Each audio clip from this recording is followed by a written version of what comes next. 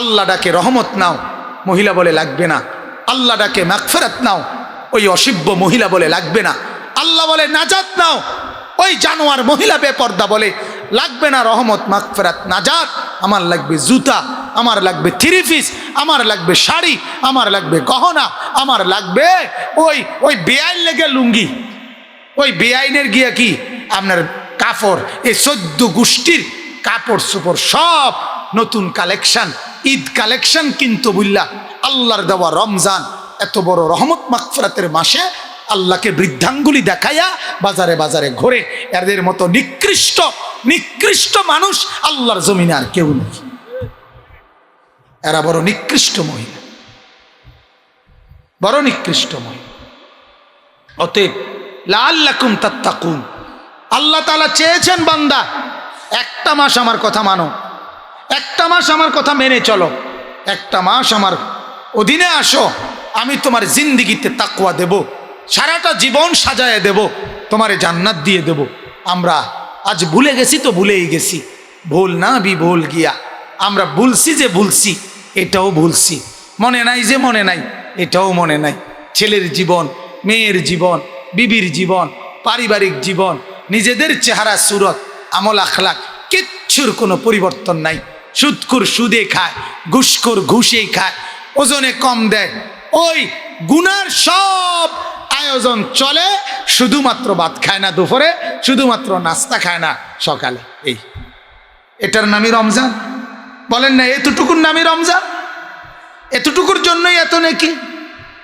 এই কদ্দুর শুধু আপনি যে ভাত খাইছেন না, আর খাইছে কম, খাইছে কি সকালে নাস্তা খাইলে এমনি 2টা পরোটা আর ডাইল ভাজি খাইতো, এই তো বেশিতে বেশি। আর ইফতারি এটার বদলে খাইতে গিয়া ইফতারি পেঁয়াজু, আলুর চপ, বেগুনি, বুট, মুড়ি, বুরিন্দা, জিলাপি, টমাটো, ক্ষীরা, ধন্যতা, কাঁচামরিচ, আরও যদি কিছু থাকে কদুর পিঠা, আরও কদুর সেমাই, নুডলস, আরও কিছু আছে না। একটা রোজা রাখছি, খামখেয়ালি কথা না, আরে বাপরে আমরা একটা রোজা রাখছি। আমরা মানে মহিলা যদি কোনোদিন কোনো কারণে ওই মারও তো কদ্দুর, আমার শায়েখ আল্লামা মুফতি মুশতাকুন নবী সাহেব বলে মারও তো কদ্দুর আখেরাত দরকার, বিবিরও তো আখেরাত দরকার, মহিলাটাও তো ইফতারের আগে একটু দোয়া করা দরকার, কান্নাকাটি করা দরকার। এই সুযোগ মহিলার কপালে নাই। ওই যে পেঁয়াজু, আলুর চপ, বেগুনি, এই 3 জিনিস, পেঁয়াজু, আলুর চপ, বেগুনি, এই 3টা তো কোরআনের আয়াত, ঠিক না? কথা কর না, এটা নবীজির হাদিস তো, এটা আব্দুল কাদের জিলানী কইছে তো নাকি? এটা বাইজিদ বোস্তামি বলছে তো নাকি? এটা কিতা কথা বলেন না কেন? এইটারে বাধ্যতামূলক মহিলা যদি আজকে শুধু বেগুনি করছে না অথবা আলুর চপ বানাইছেন, কিতা তুমি কিতা সারাদিন কিতা করছো? হ্যাঁ, দুগা বেগুনি বানাইতে পারছো না, সারাটা দিন রোজা রেখে আইছি। হেতের বউ মানে আমনের বিবি সারাটা দিন বইয়ে বইয়ে কাল বেগুনি বানাইতো নাকি? সারাদিনে বেগুনি বানাইলে তো বেডি বেগুনি থুপ দিয়ে লেতে তো, ঠিক কিনা বলেন না?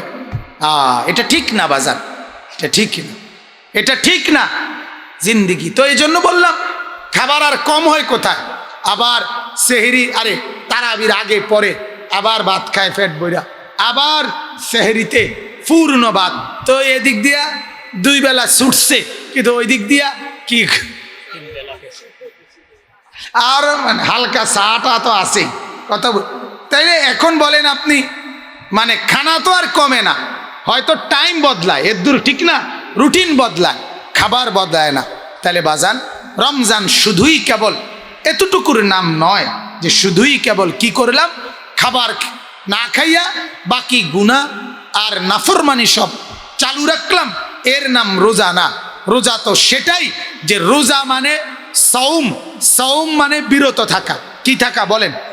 সওম মানে কি থাকা? বিরত।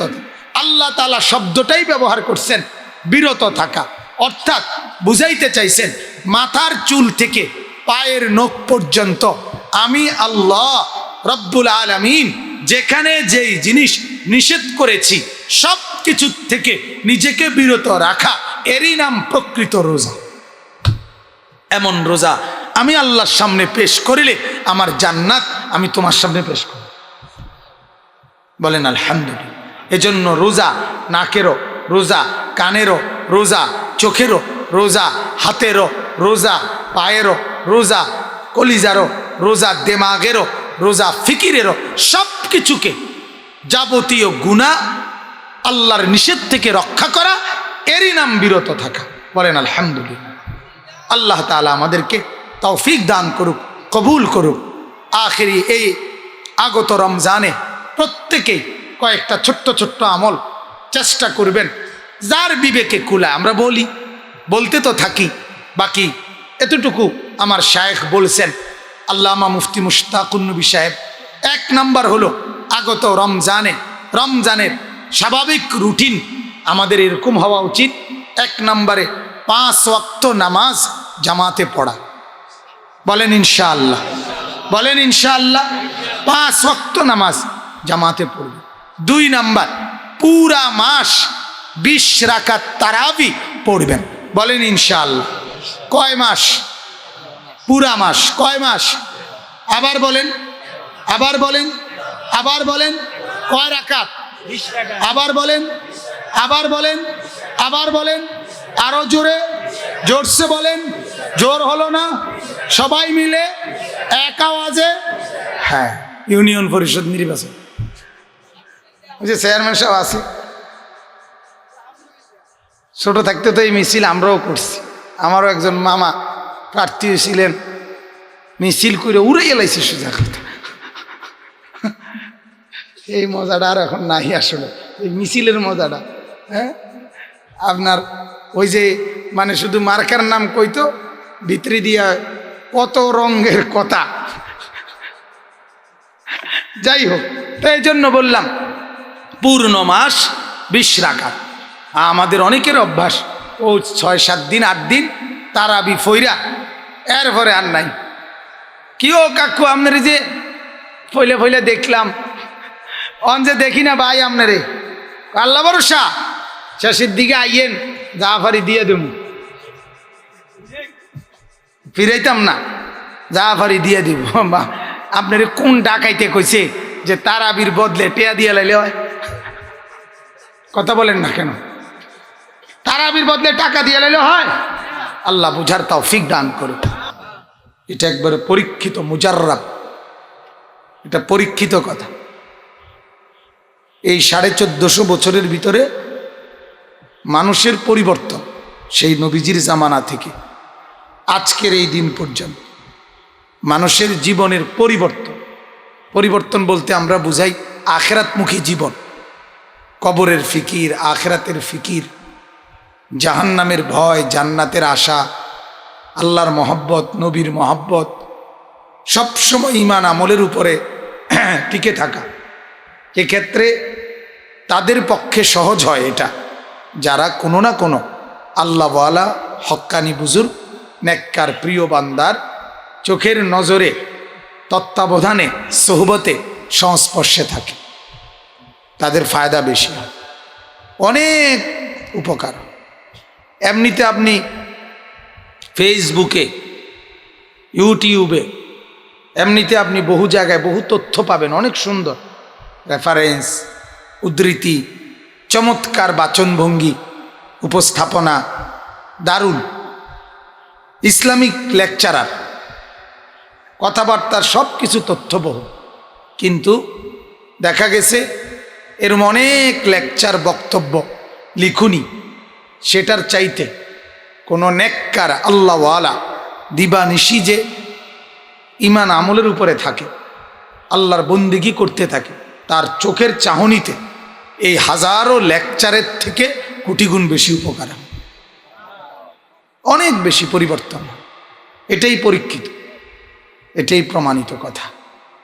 এজন্য অনেক কলেজ, ইউনিভার্সিটি আছে, আমাদের বাংলাদেশেও আছে, পৃথিবীর বহু দেশেও আছে, যেখানকার অনেক ইসলামিক লেকচারার, যারা লেকচারার তারা অনেক সুন্দর তথ্যবহুল বক্তব্য দিতে জানে, কিন্তু ওনার চেহারা সুরতে আপাদ মস্তকে ইসলামের অধিকাংশ নমুনাই থাকে না। কথা বুঝছেন? এই জন্য চমৎকার উপস্থাপনা, বক্তৃতা, বাচনভঙ্গি, তথ্য, রেফারেন্স, অনেক কিছু। এটা মূল বিবেচ্য বিষয় না।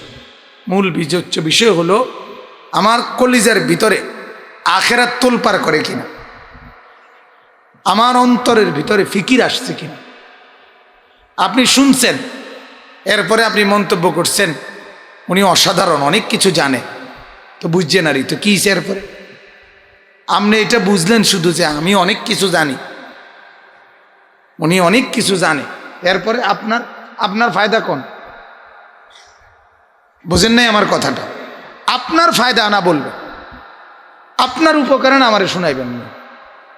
আপনি এই সিদ্ধান্ত নিতে পারছেন কি না যে হুজুর আমি এই গুনাহটা ছেড়ে দিলাম, আমি এই নাফরমানিটা আর করব না, আমি এই অন্যায়টা আর করব না, আমি এই পাপটা আর করব না, নামাজের জামাত আর ছাড়ব না। আমার সেদিন স্পেন থেকে এক ভাই ফোন দিছে যে হুজুর আপনার বয়ান শুনে বিড়ি খাওয়া, সিগারেট খাওয়া ছেড়ে দিছি, কাইন্দা বলছে। এখন যখনই মনে হয় মিসওয়াক আছে আমার কাছে, উনি বলতেছে হুজুর ওইটা চাবাই, তারপরও বিড়ি সিগারেট খাই না। তাহলে এই যে লোকটার অভিব্যক্তি, এইটা হলো আমার চাওয়া, ঠিক কিনা বলেন না? এটা হলো বয়ানের টার্গেট, এটা হলো আলোচনার টার্গেট। আলহামদুলিল্লাহ প্রতিদিন প্রতিনিয়ত অনেক যুবক ধীরে ধীরে অল্প করে হলেও আল্লাহমুখী, আখিরাতমুখী হচ্ছে। পরিমাণে কম হোক, পরিমাণে কম হোক। গুনার বাজার খুব জোয়ার, নেকির বাজারে ভাটা। এরপরেও সীমিত আকারে অল্প পরিসরে হলেও নেকের দিকে, আল্লাহর দিকে, আখিরাতের দিকে যুবকরা ফিরছে। এটা আমাদের বড় পুঁজি। এজন্য ভাই যত বেশি আল্লাহওয়ালা ওলামায়ে কেরামের কাছে নজরে শুনবেন, থাকবেন, আসা যাওয়া করবেন, উপকৃত বেশি হবে। এটা আমার একটা কথা মনে রাখেন। আমরা নিজেরা জীবনেও পরীক্ষিত এটা। আমরা মাদ্রাসায় পূর্ণ পড়ালেখার পরেও আমরা বুঝি যে এখনো কোরআন সুন্নাহ পড়ার পরেও এই আমরা হুজুরদের মধ্যে যারা আমরা এই মসজিদের ইমাম, মাদ্রাসার উস্তাদ, আলেম, এদের মধ্যেও যারা কোনো আল্লাহওয়ালা বুজুর্গ আলেমের সাথে, নেককারের সাথে সম্পর্ক রাখে, তাদের চলাফেরা, তাদের আচরণ, উচ্চারণ, আর এমনে যেই হুজুর হওয়ার পরেও নিজে নিজে স্বাধীন মতে চলে, নিজের খুশি, নিজের মন মতো চলে, এই দুই দলের জীবনধারা অনেক ব্যতিক্রম, অনেক ব্যতিক্রম। আপনি দেখবেন অনেক ব্যতিক্রম, দুই মুখী আপনি দেখবেন। হাকিমুল উম্মত মুজাদ্দিদুল মিল্লাত হযরত মাওলানা আশরাফ আলী থানভী রহমতুল্লাহ আলাইহি বলতেন, 1 লক্ষ মৌলবী, 1 লাখ মৌলবী সাহেব সবাই হুজুর। হজরত বলেন এদের মাঝে যদি আমাকে দাঁড় করাইয়া বলে যে হুজুর এখানে শুধু একজন হুজুর আছে যে কোনো আল্লাহওয়ালার সোহবত প্রাপ্ত, কোনো আল্লাহর প্রিয় বান্দার সান্নিধ্যে থাকে, চলে, ওনার তত্ত্বাবধানে, এখানে একজন আছে, আপনি বের করে দেন তো। হাকিমুল উম্মত থানভী বলেন আল্লাহর কসম আমি তাকে ঠিকই বের করতে পারব। কিছুক্ষণও যে কোনো নেক বান্দার, কোনো আল্লাহওয়ালার সোহবতে জিন্দিগি কাটাইছে, তার চেহারায়, সুরতে, জিন্দিগিতে আলাদা অন্যদের থেকে পরিবর্তন লক্ষ্য হয়ই হয়, এটা বুঝাই যায়। আল্লাহর প্রিয় বান্দারা সেটা দেখলেই বোঝে। সুবহান সুবহান। হ্যাঁ, আমরা এমন আল্লাহওয়ালা উস্তাদ আলেমের নামও শুনছি আমাদের জানাশোনার মধ্যে, যিনি দরসের মধ্যে বসছে, তালেবে এলেম হাদিস পড়তেছে, উনি শুধু নজর উঠাইয়া হচ্ছে বন্ধ, রাত্রে টেলিভিশন দেখছো, ফের এখন পড়তে বসছো হাদিস, ওঠো, উঠাই দিছে। হ্যাঁ, আল্লাহওয়ালাদের চোখ 2টা হয়, 4টা হয়, কেন 2টা থাকে, ভিতরে 2টা থাকে। ইত্তাকু ফিরাসাতাল মুমিন, এটা হাদিস। নবীজি সাল্লাল্লাহু আলাইহি সাল্লাম বলেন মোমেনের অন্তর্দৃষ্টি থেকে বেঁচে থাকো। মোমেন অন্তর্দৃষ্টিতে অনেক কিছু দেখে যেটা তুমি বোঝো না, যেটা তুমি বোঝো না। অনেক কিছু আপনি বুঝতেন না, আপনি বলবেন যে কি কয়। গাফেল অনেক কিছুই বোঝে না। কোরআনুল কারীমের মধ্যে আছে, যখন ইউসুফ আলাইসাল্লাম ওনার ঘটনার লাস্টে গিয়া ওই যে 11 ভাইয়ের সাথে পরিচয় হয়েছে, পরিচয় হওয়ার পরে ওই ভাইকে বলছে, ভাইদেরকে তোমরা গিয়া আমার বাবা মা পুরা পরিবার তোমাদের বিবি বাচ্চা সব মিশরে নিয়ে আসো। তো 11 ভাই বলল যে আব্বা তো চোখে দেখে না, ইয়াকুব আলাইহিসসালাম। তখন ইউসুফ আলাইহিসসালাম নিজের গায়ের জামা, ব্যবহৃত জামা, এটা দিছেন, ধরো আব্বার চোখে এটা নিয়ে লাগাইবা, দেখবা আব্বার চোখ ফিরে আসবে ইনশাআল্লাহ। তো আমি যে কথাটা বুঝাইতেছি, 11 ভাই ওরা তো মিশর থেকে রওনা দিছে। ওইখানে যাওয়ার আগে মাঝপথে থাকতেই ইয়াকুব নবী তো চোখে দেখে না, কোরআনের আয়াত, সূরা ইউসুফের আয়াত, কিন্তু ওনার যে পরিবার, ওই যে 11 ভাইয়ের পুরা সংসার আছে না এনে, তারা সবাই ওখানে। এই অবস্থায় হযরত ইয়াকুব আলাইহিসসালাম বলতেছেন যে কসম, শোনো, আমি আমার সন্তান ইউসুফের ঘ্রাণ পাচ্ছি। অথচ এখানে বাকিরা কেউ ঘ্রাণ পাচ্ছে না, ওরা তো বাকিরাও তো আছে এখানে, কিন্তু ইয়াকুব নবীর নাকে ঠিকই কি লাগতেছে? ঘ্রাণ লাগে, অন্যদের ঘ্রাণ তো লাগে না। তখন তারা বলতেছে, আপনি নিশ্চয়ই আপনার ওই আগের ভুলের মধ্যে, আগের মহব্বত তো কানতে আছেন দেখা আমনে থেকে বলি মনে হয় গেরান ফান, আসলে হুদা গেরানের কোনো নাম গন্ধ নেই, বুঝছেন কিনা বলেন? আপনি আপনার সেই আগের ভুলের মধ্যেই কি আছেন। কিছুক্ষণ পরেই যখন সন্তানরা সত্যি সত্যি ইউসুফ আলাইহিসসালামের জামা আনলো, নাক চোখে লাগাইলো, সাথে সাথে উনি চেহারা, চোখের আলো, দৃষ্টিশক্তি ফেরত পেলেন আর বললেন, আমি কি বলি নাই তোমাদেরকে যে আমি আমার সন্তানের ঘ্রাণ পেয়েছি? সুবহানাল্লাহ, ঠিকই তো দেখ, ওই যে জামার ঘ্রাণ পাইছে। তাহলে একই জায়গায় বসে একজন আল্লাহর বান্দা একরকম হালাত, বাকিদের হালাত কি আরেক, অন্যদের অবস্থা কি আরেক, একই জায়গায় বসে। এটা বুঝতে হবে, এটা বোঝা দরকার, এটা বোঝা দরকার। ইমামে আজম আবু হানিফা রাহমাতুল্লাহ আলাই রমজান মাস আসলে 61 খতম কোরআনুল কারীম তেলাওয়াত করতেন। আমনে কইবেন যে বুঝি কথা, বলেও ফেলছে অনেকেই আছে এরকম যারা নিজেদেরকে দাবি করে ওনারা বিশুদ্ধ হাদিস, সহি হাদিসের অনুসারী, এ কথার দাবিদার। এরা স্পষ্ট বলে যে এগুলো অযৌক্তিক কথা, অসম্ভব কথা। কারণ যে নিজে কোনোদিন আল্লাহর জন্য সীমাহীন মেহনত করে দেখে নাই, হে বুঝবে কেন? ইমাম শাফি রহমতুল্লাহ আলাই 60 খতম কোরআনুল কারীম রমজান মাসে তেলাওয়াত করতেন। সৈয়দুনা উসমান, নবীর সাহাবী, সবাই জানে, এটা প্রসিদ্ধ রেওয়ায়। হযরত উসমান আরবি কিতাবেও আমরা নিজে পড়ছি, আরব দেশীয় শায়েখদের লেখা কিতাব। হযরত উসমান রাদিয়াল্লাহু তাআলা আনহু ইসলামের 3য় খলিফা, নবীর সাহাবী।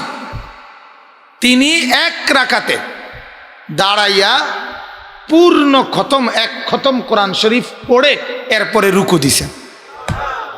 আমনে কনসেপ্টে কেমনে সম্ভব?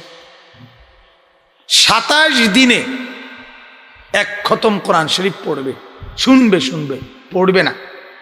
27 দিনে 1 খতম কোরআন শরীফ শুধু দাঁড়াইয়া শুনবো, যাডার শুনলে খুলে। একটা পরিষ্কার সিদ্ধান্ত, পরিষ্কার সিদ্ধান্ত দিছে, আমাদের পক্ষে সম্ভব না, আমাদের আগেই সিদ্ধান্ত নেই। এত বড় শক্ত ডাকাত, কিন্তু এই ডাকাইতে যখন চা দোয়ানে গপ মারে, বিড়ি খাইতো বইয়ে, টেলিভিশনের নর্তকী দেখতে বসে থাকে, তখন কিন্তু হেবড়া শৈল্যে কুলায়। তখন আর মাজাতেও সমস্যা নাই, তখন আর কোনো ব্যায়ামও নাই, কিন্তু কাশে শোনা যায় কাশতে কাশতে বেঁকা হইয়া গেছে, বাঁকা। কিন্তু টেলিভিশনের নেশা, বেডির নেশা, নর্তকীর নেশা আর ছোটে না। আড্ডি মাড্ডি যদিও বুড়ো হইছে, কিন্তু শাহওয়াত, কুপ্রবৃত্তি, কামনা, বাসনা, এটা বুড়া হয় নাই, এটা জোয়ানের হয়ে গেছে। কথা বুঝেন নাই?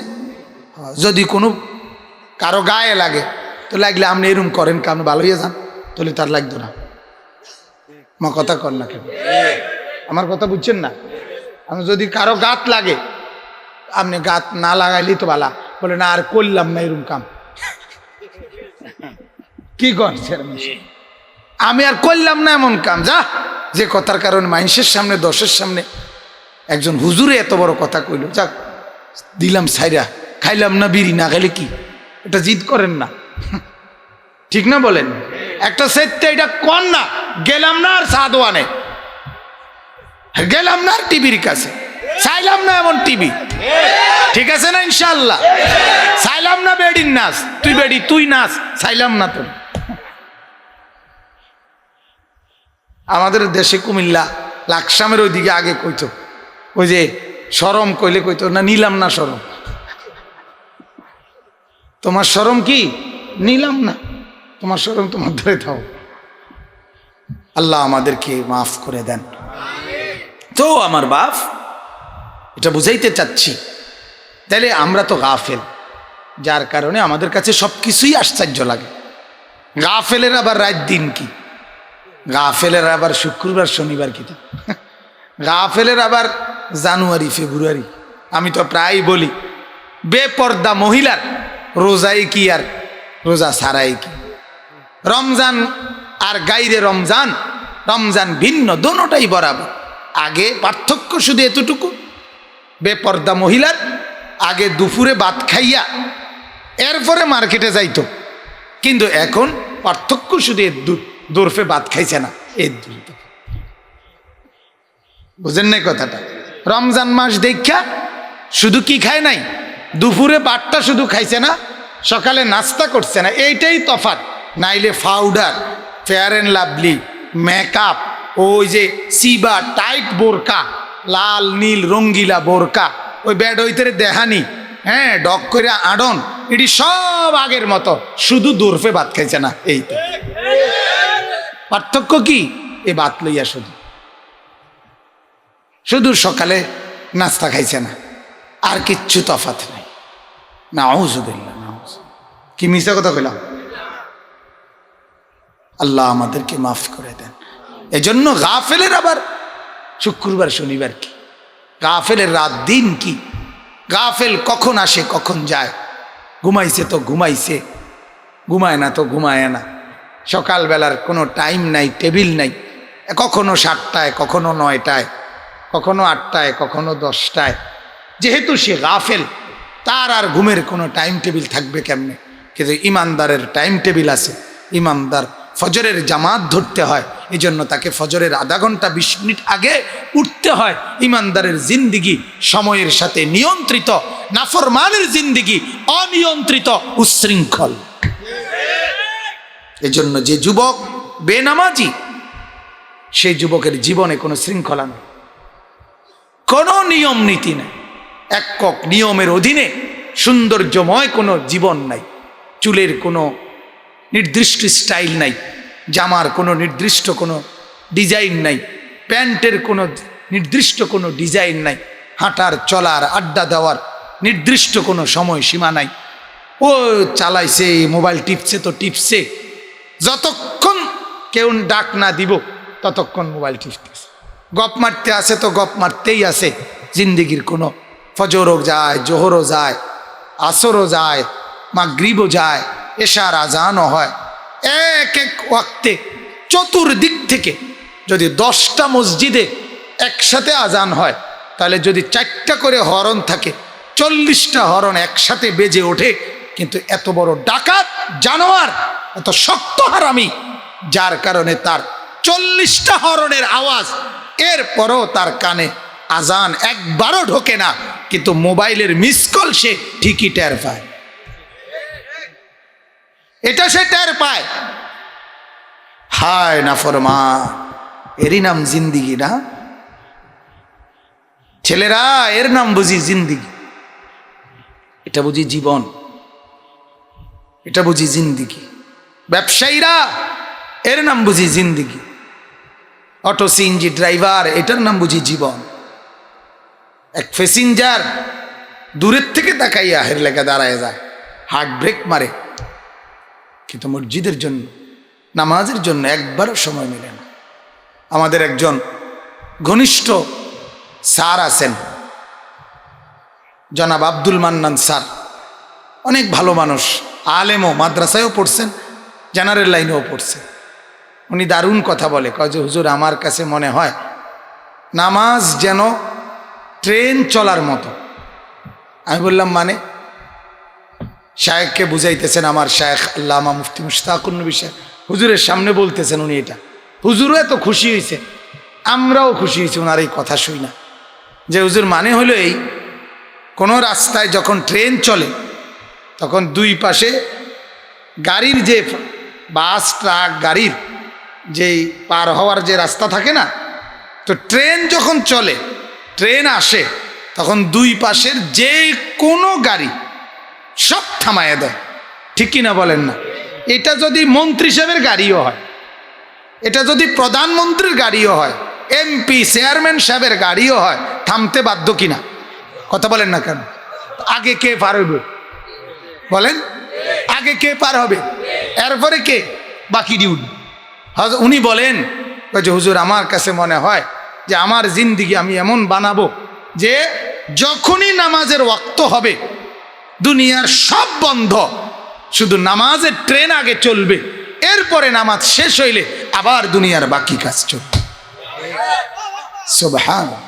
আমি ওনারে বলছি খুশিতে, আমি বলছি আপনার নাম সহ আমি এটা ওয়াজে কম, এই যে এখন বললাম, বলেন আলহামদুলিল্লাহ। এজন্য বাপ, আমরা যে কথা থেকে শুরু করছিলাম আপনাদেরকে, যে কোন আল্লাহওয়ালার সোহবতে, সাহচর্যে, সংস্পর্শে, আমাদের আরবিতে বলে as-suhbatu muta'aththira, সাহচর্য প্রতিক্রিয়াশীল, অর্থাৎ যেই কোনো সংস্পর্শ এটা আসর মানে প্রভাব ফেলেই ফেলে। মন্দ লোকের সংস্পর্শ মন্দ প্রভাব ফেলে, উত্তম লোকের সংস্পর্শ উত্তম প্রভাব ফেলে, এটা স্বাভাবিক। আল্লাহর নবী সাল্লাল্লাহু আলাইহি ওয়াসাল্লাম বলেন, আল মারউ আলা দীনে খালিলিহি, প্রত্যেকটা মানুষ তার বন্ধুর চাল চলনে নিজেকে গড়ে তোলে। কারণ এদের সাথে এই 10 জন বিড়ি খাওয়ার লগে থাইকা উনি কোনো জোনায়েদ বাগদাদি হিসাবে থাকতে পারত না। ঠিক কিনা বলেন? উনি এই বিড়ি খাওয়ার লগে বইলে ওনারে কোনো বাইজিদ বুস্তামি হইয়া থাকতে তারা দিত না, তারার লগে বয়াইতেই দিত না, বিড়ি খাইতেই হবে ব্যাপার। ঠিক কিনা বলেন? এরা প্রভাব ফেলে, এরা প্রভাব ফেলে। এই যুবক যারা বেনামাজি 2-4-5টা একত্র হয়, এরা একত্রেই গুনার মধ্যেই মজা পায়। ওই যে সাহচর্য প্রতিক্রিয়াশীল।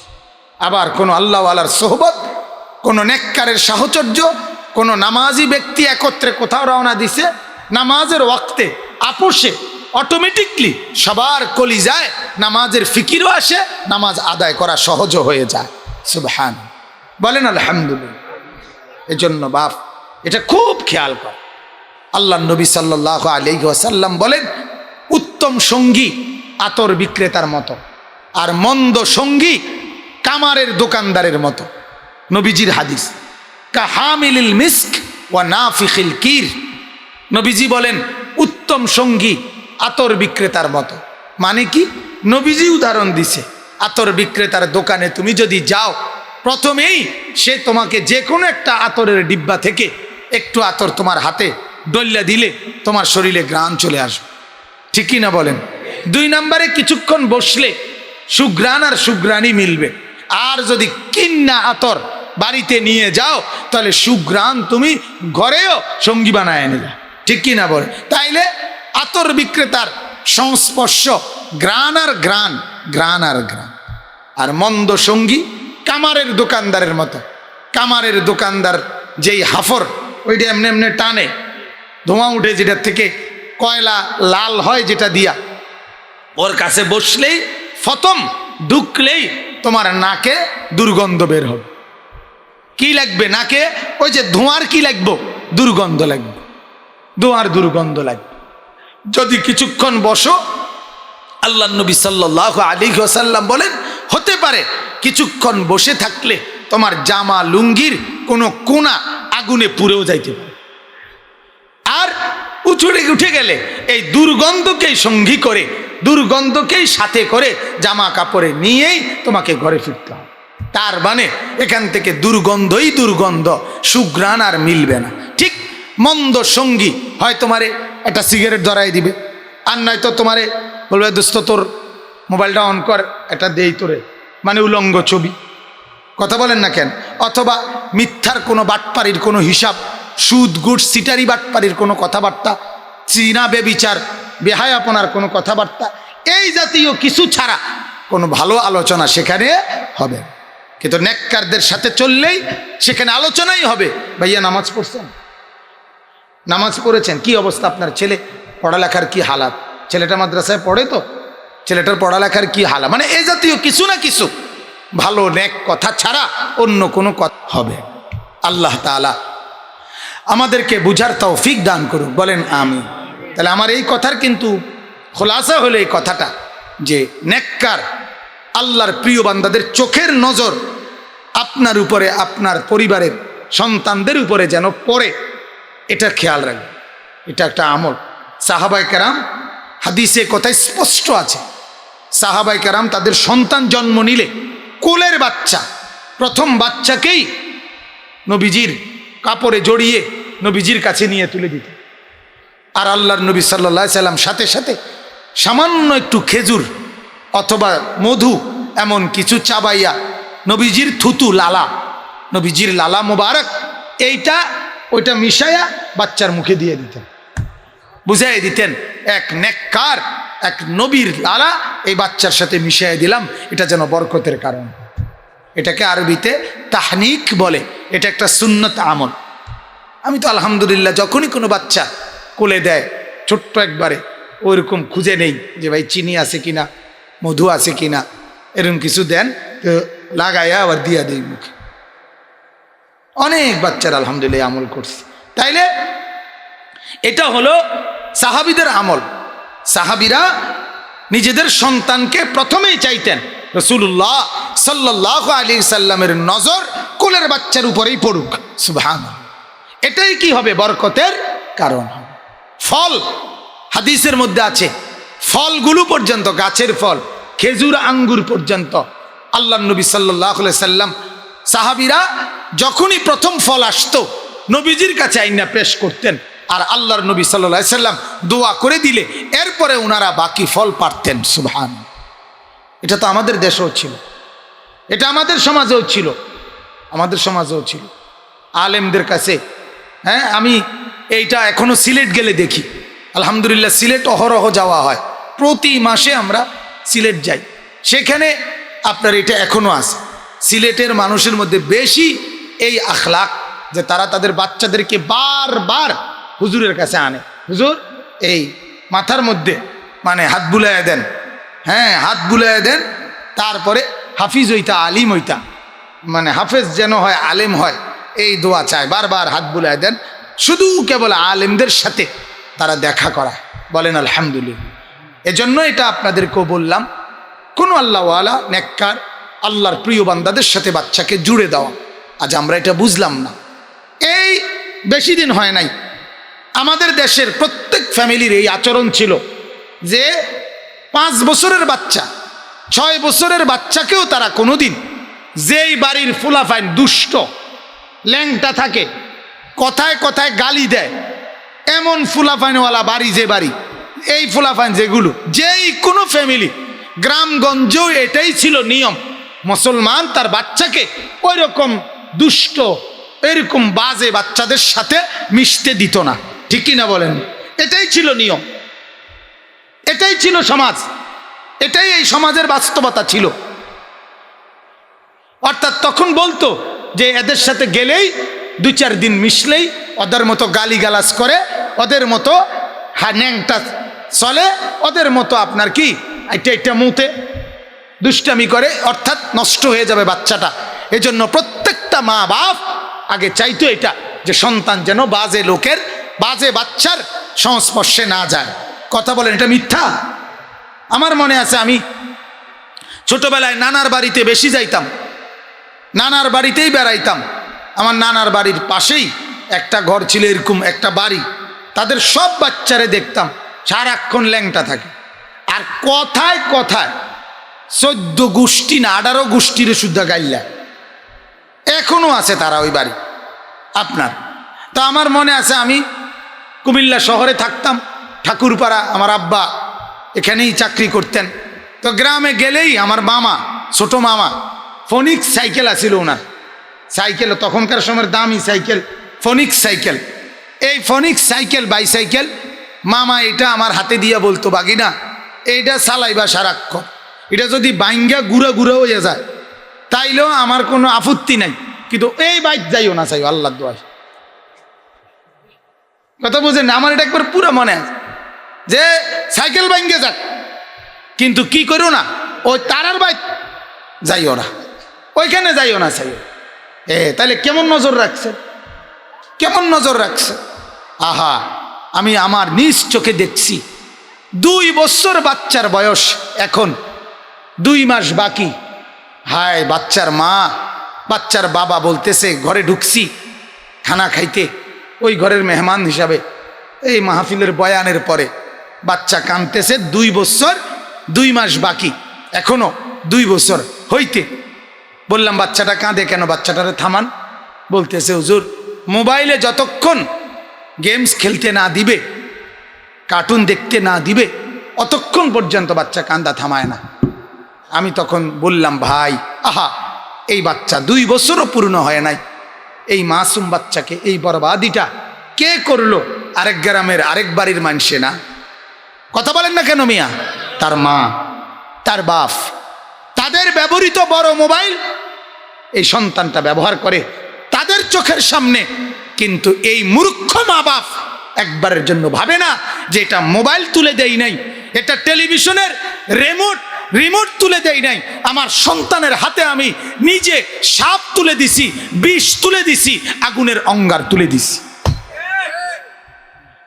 আগুনের কয়লা তুলে দিছি আমি। এটা একবারও ভাবেন, এটা একবারও ভাবেন। আজ এই বরবাদি ভদ্র ফ্যামিলি মিয়া, আমার বলতে কোনো লজ্জা নাই, ভদ্রলোক, আয় হায়, 2 জনই চাকরি করে, স্বামী স্ত্রী 2 জনই পয়সা কামায়, সংসারের জন্য 2 জনেরই উপার্জন, বাচ্চাটাকে মানুষ করে কাজের বেড়ি। কথা বোঝেন নাই আপনি? কামের বেড়ি বাচ্চা মানুষ করে। বেটা মূর্খ, বেটা তোরা 2 জনই মূর্খ বেটা। কিসের সংসার তোদের? সংসার বুঝি খাট পালং আর সোফারে বলে সংসার, সংসার তো এই বাচ্চারে বলে। কথা বলেন না কেন? সংসার তো বিবিরে বলে, সংসার তো ছেলে মেয়েকে বলে। যার ছেলে মেয়ে নষ্ট হয়ে যায়, যার ছেলে বেনামাজি, যার মেয়ে বেপর্দা, যার স্ত্রী বেপর্দা, তার আবার সংসার কি? আবার কথা বলেন না কেন? তার সংসার কি? পৃথিবীর কোন বইয়ে? আমি আলিয়া মাদ্রাসাতে পড়ছি, আমি কওমি মাদ্রাসায় পড়ছি, আমি কুমিল্লা ভিক্টোরিয়া কলেজে পড়ছি। আপনি বলেন, আপনি কোন বইতে আছে যে ঘরের ফার্নিচার, আসবাবপত্র, সোফা, টাইলস, খাট, পালং, বিল্ডিং, দালান, এগুলোকে সংসার বলে? পৃথিবীর কোন বইতে আছে কথা? কথা বলেন না, বলেন মি একজন, পৃথিবীর কোন বইতে আছে কথা যে এটাকে সংসার বলে? সংসার তো বিবি বাচ্চাকে বলে। তোমার বিবি বাচ্চা বরবাদ, তুমি সংসার গড়ো। হ্যাঁ, কাজের মেয়ের কাছে যে বাচ্চা মানুষ হয়, ওই বাচ্চার আখলাক কাজের মেয়ের চরিত্র ছাড়া আর কি তৈরি হবে? কথা বলেন না কেন? কাজের লোকের আখলাক ছাড়া তৈরি হবে কেমনে? সে উন্নত চরিত্র শিখবে কেমনে? সে উত্তম আখলাক শিখবে কেমনে? সে উচ্চ মনোবল সম্পন্ন হিম্মতওয়ালা হবে কিভাবে? মেয়া হবে কিভাবে? আল্লাহ তাআলা আমাদেরকে বুঝার তৌফিক দান করুক। অতএব মেহেরবানি করে দয়া করে আবারও অনুরোধ করছি, কেন জানি এটা মনে হইল দেখে একটু জোর দিলাম, বেশি বললাম এই কথা, যে আপনারা প্রত্যেকের সন্তান নিজেদের আল্লাহওয়ালা ওলামায়ে কেরামের নজরে বেশি পেশ করবেন, ঠিক আছে ইনশাআল্লাহ। নিজেরাও ওলামায়ে কেরামের কাছে বেশি আসা যাওয়া করবেন, দেখবেন নিজেদের জীবনে অনেক ফায়দা হবে। আল্লাহ তাআলা আমাদেরকে তৌফিক দান করুক, কবুল করুক, বলেন আমিন। সম্মানিত হাজিরিন, এবার দ্বিতীয় প্রসঙ্গ, এই প্রসঙ্গে অল্প কিছু কথা বলেই আমরা শেষ করে ফেলবো ইনশাআল্লাহ। দ্বিতীয় প্রসঙ্গ হলো এখনকার মূল প্রসঙ্গ, সেটা হলো এই মুহূর্তে একজন ইমানদার হিসাবে আমাদের যাবতীয় আলোচনা, যাবতীয় পরিকল্পনা, যাবতীয় আবেগ, অনুভূতি, ইচ্ছা, আকাঙ্ক্ষা, আশা, অনুরাগ, সব কিছু আলহামদুলিল্লাহ সব কিছু এখন মাহে রমজানকে কেন্দ্র করে, বলেন আলহামদুলিল্লাহ। আজ মোমেন হিসাবে দিবানিশি কেবল ভাবি কবে আসবে রমজান, কবে আসবে রমজান, কবে আসবে রমজান। ফারিহা বিদুখুলিহি ওয়া লাহিফা বিখুরুজিহি, কিতাবে আছে আল্লাহর যত প্রিয় বান্দা সর্বযুগে ছিলেন, এই ১৫০০ বৎসরে সর্বযুগের প্রিয় বান্দাদের এটাই বৈশিষ্ট্য ছিল, রমজান আসলে খুশিতে আত্মহারা হয়ে যেতেন, রমজান বিদায় নিলে দুঃখে ভারাক্রান্ত হয়ে যেত। সবাই, যত নবী, যত আউলিয়া, যত বুজুর্গ, যত সাহাবী, তাবিঈ, উলামা, মুহাদ্দিসিন, মুফাসসিরিন, নেককার, নামাজি, আল্লাহর প্রিয় বান্দা, প্রত্যেক সালিহীন যারা, নেককারদেরকে একসাথে বলে সালিহীন, কি বলে কন্ত? সমস্ত নেককারকে একত্রে বলে কি? সালিহীন। এই সালিহীনদের বৈশিষ্ট্য হলো সমস্ত সালিহীন, সমস্ত নেককার রমজান, রোজার মাসকে, রমজান মাসকে গোটা জিন্দেগির আলাদা মনে করে। সুবহান। আমরা কিতাব আছে আমাদের কাছে, আকাবির কা রমাজান, আকাবির মানে পূর্বপুরুষ যারা, পূর্বসূরীদের রমজান, ওনাদের রমজান কেমন ছিল, ওনাদের রমজান কেমন ছিল। পূর্ববর্তী অসংখ্য বুজুর্গদের জীবনীর মধ্যে আছে গোটা রমজান ওনারা পৃথিবীর থেকে যাবতীয় দ্বীনি কাজ ওইগুলোর থেকেও আলাদা হয়ে যেত। অর্থাৎ আমরা কিতাবে পড়ছি শেখুল হাদিস হজরত মাওলানা জাকারিয়া রহমতুল্লাহ আলাই ৬০ বছর একটানা যিনি আল্লাহ রসুলের হাদিস পড়াইছেন। সুবহানাল্লাহ। মসজিদে নববীতে ১১ বছর মদিনায় যিনি রসুলুল্লাহর হাদিস পড়াইছেন। অসংখ্য অগণিত সারা পৃথিবী জুড়ে ওনার ছাত্র, ভক্ত, মুরিদ, খুলাফা ছিল। নিয়মিত বয়ান, নসিহত, তালিম, তদরিস, খানকা এগুলোর আমল করতেন, মানুষকে সঙ্গ দিতেন, মানুষকে আখিরাতের পথ বাতলাইতেন। কিন্তু যখনই রমজান মাস আসতো গোটা পৃথিবী থেকে আলাদা হয়ে যেত, একদম আলাদা, আর চিনাই যাইতো না, আর চিনাই যাইতো না যে উনি কোথায়। এইভাবে উনি রমজান মাসে আলাদা হতেন। ইউপি ভারতের একটা প্রদেশ, এই ইউপি প্রদেশ সাহারানপুর এলাকার মাজাহিরুল উলুম সাহারানপুর মাদ্রাসার শেখুল হাদিস ছিলেন জাকারিয়া রহমতুল্লাহ। আরও সহজে চিনবেন দাওয়াত ও তাবলীগের সাথীরা যেই কিতাব হাদিসের দিবানিশি পড়ে, ফাজাইলে আমাল, এটার যিনি লেখক ওনার নামই হচ্ছে শেখুল হাদিস হজরত মাওলানা জাকারিয়া রহমতুল্লাহ। এই পৃথিবীতে বুখারী শরীফের একটি শ্রেষ্ঠতম খেদমত, বুখারী শরীফের শিরোনাম, এটার শ্রেষ্ঠতম ব্যাখ্যা যিনি লিখছেন ওনার নামই হলো এই মাওলানা শেখুল হাদিস জাকারিয়া রহমতুল্লাহ। অনেক অমর কীর্তি ওনার আছে, কিন্তু সব কিছুর থেকে আলাদা হইত। এই সাহারানপুর এলাকায় সব সময়, সারা বছর সব সময় মানুষের আনাগোনা, আসা যাওয়া, ভক্ত মুরিদানদের আগমন প্রস্থান এটা ছিল। যখনই রমজান আসতো মহল্লার, স্টেশনের, রেল স্টেশনের মানুষ, বাজারের দোকানদার, চা দোকানদার, আশপাশের মানুষ সবাই জানতো, বুঝতো যে হজরতের এখন রমজান মাস এখন আর কেউ আসবে না উনি কারোর সাথে দেখা করবেন। এরকম কিতাবে লিখছে প্রতিদিন তিনি কমপক্ষে 35 পারা আল্লাহর কোরআন পড়তেন। 35 পৃষ্ঠা, ঠিক না?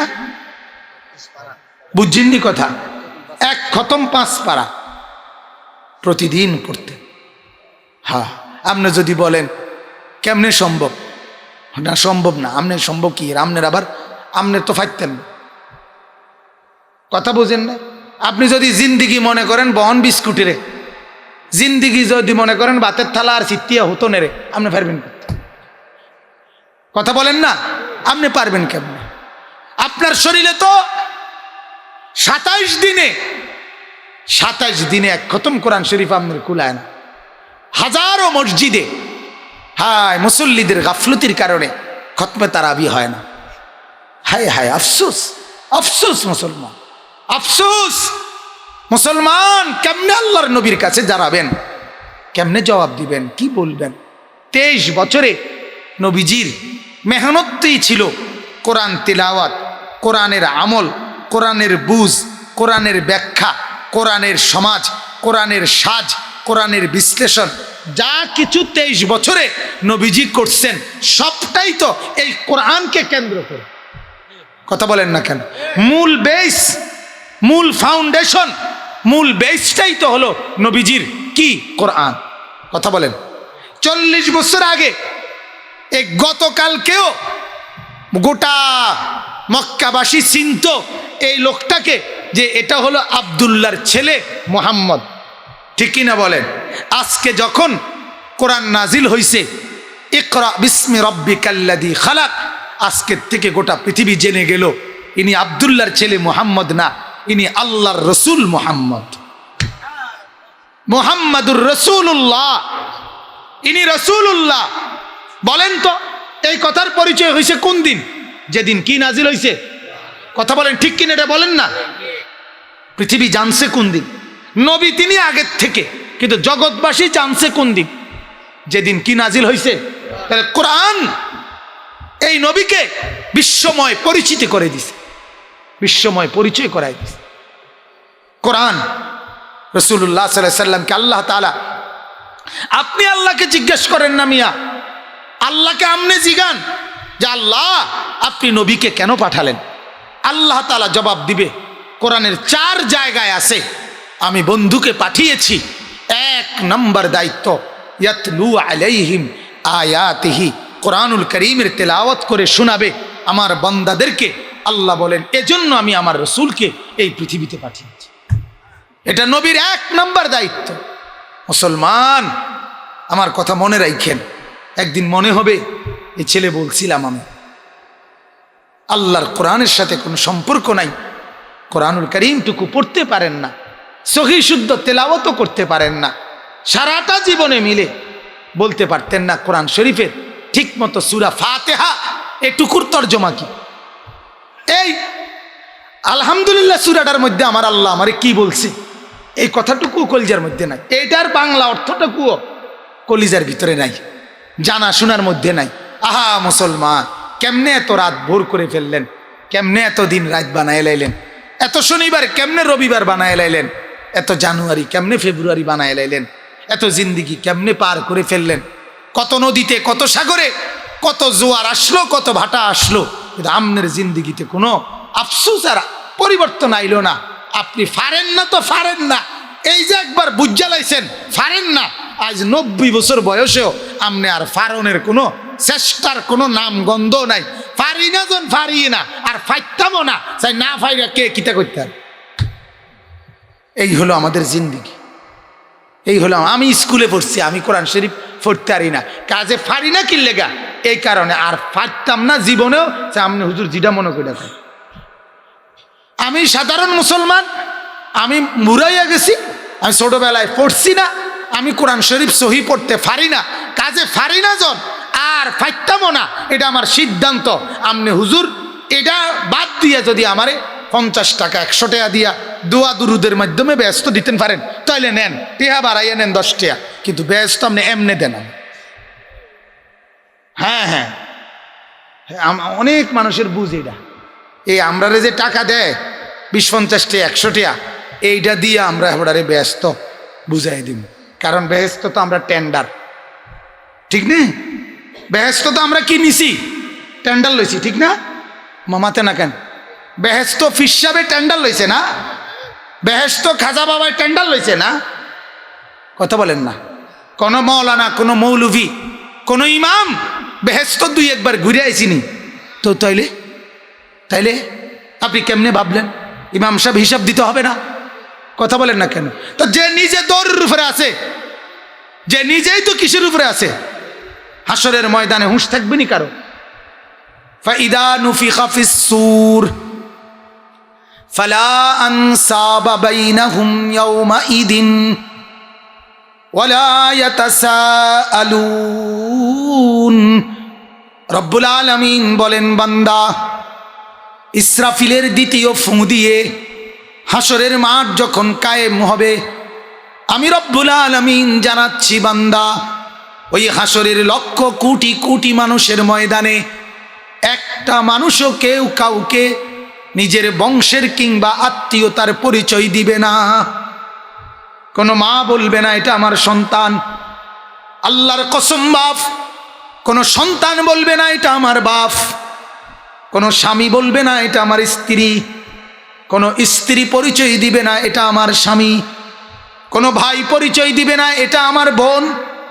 কোনো বোন পরিচয় দিবে না এটা আমার ভাই।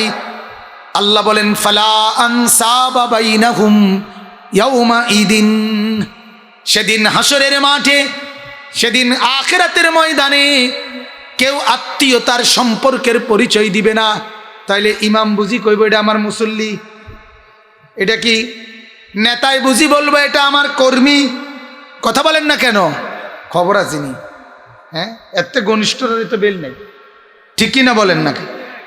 মায়ের চাইতে আপন কে? মাই তো বলবে লা আরিফুক, না আমি তোমাকে চিনি না। বাবাই তো বলবে লা আরিফুক, না বাবা আমি তো তোমাকে চিনি না। তাহলে আর কে পরিচয়? অতএব আমার অনুরোধ বাজান, মাহে রমজান সামনে, আল্লাহর ওয়াস্তে এই বদলান, এই ফিকিরটা বদলান, এই ফিকিরটা বদলান। প্রতিটা মসজিদে, প্রতিটা মসজিদে খতমে কোরআন, কোরআনুল কারীমের তেলাওয়াত চালু করা দরকার, চালু করা উচিত। চালু করেন, বলেন ইনশাআল্লাহ। আরে বলেন না কমপক্ষে ইনশাআল্লাহ, সবাই বলেন না ইনশাআল্লাহ। চালু হোক না হোক পরের কথা, ইনশাআল্লাহ কোন? হ্যাঁ, এই কথাটা হৃদয়ে আনেন না যে আমার নবী সাল্লাল্লাহু আলাইহি সাল্লাম রমজান মাসে একেবারে বুখারী শরীফের সর্বশ্রেষ্ঠ কিতাব বুখারীর 2য় পৃষ্ঠার হাদিস, হযরত আব্দুল্লাহ ইবনে আব্বাস বলেন, নবীজি সাল্লাল্লাহু আলাইহি সাল্লাম প্রত্যেক রাতে রমজানে, প্রতি রাতে জিবরাইল নবীজির কাছে আসতেন। এই কোরআন যতটুকু নাজিল হয়েছে অতটুকু পূর্ণ রমজানের প্রত্যেক রাত্রিতে জিবরাইল নবীকে শুনাইতেন একবার, নবীজি জিবরাইলকে শুনাইতেন একবার। 27 দিনে একবার, ঠিক না?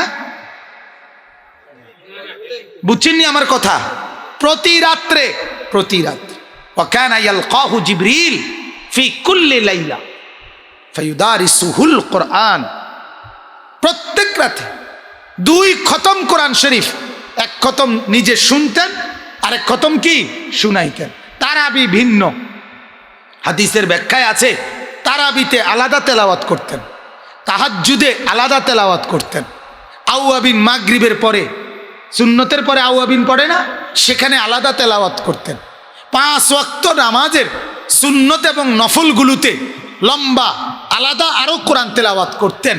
আবার রাতে জিবরাইলের সাথে 2 খতম, আবার প্রতি রাতে আলাদা দাওর করতেন।